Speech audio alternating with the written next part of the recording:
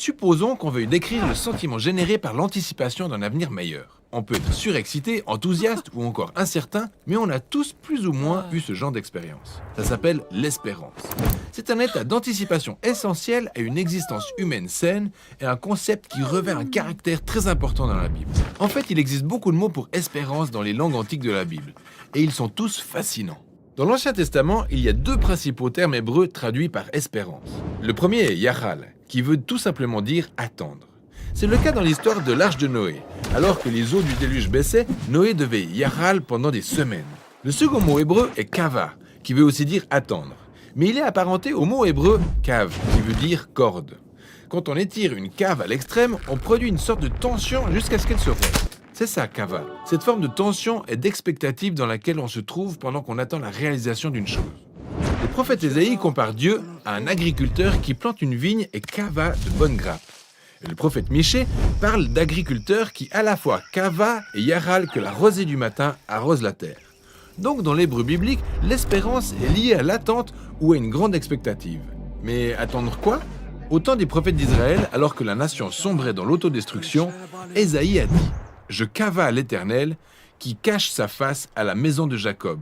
Je place en lui ma confiance. » Le seul espoir qu'Ésaïe avait en ces jours sombres était Dieu lui-même. On trouve cette même notion d'espérance partout dans le livre des psaumes, où ce terme apparaît plus de 40 fois.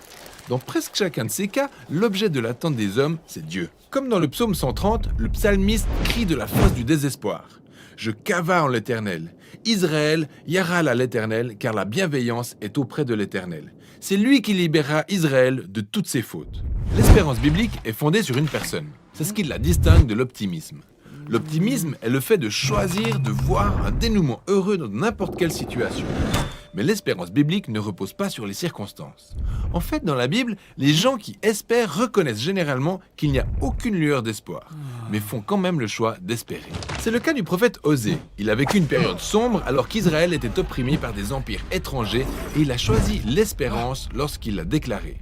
Dieu est capable de transformer cette vallée de troubles en une porte d'espérance, comme au jour où Israël remonta du pays d'Égypte. Dieu avait surpris son peuple en le délivrant au temps de l'Exode et il était encore capable de le faire. Donc c'est la fidélité que Dieu a manifestée par le passé qui nourrit l'espérance en l'avenir. On se projette dans le futur en regardant au passé, en faisant confiance uniquement au caractère de Dieu, comme le psalmiste au psaume 39 qui dit « Maintenant Seigneur, que puis-je cava ? C'est toi que je yaral. » Dans le Nouveau Testament, les premiers disciples de Jésus ont cultivé cette même façon d'espérer. Ils avaient la conviction que la vie, la mort et la résurrection de Jésus étaient la réponse inattendue de Dieu au joug du mal et de la mort auquel nous étions soumis.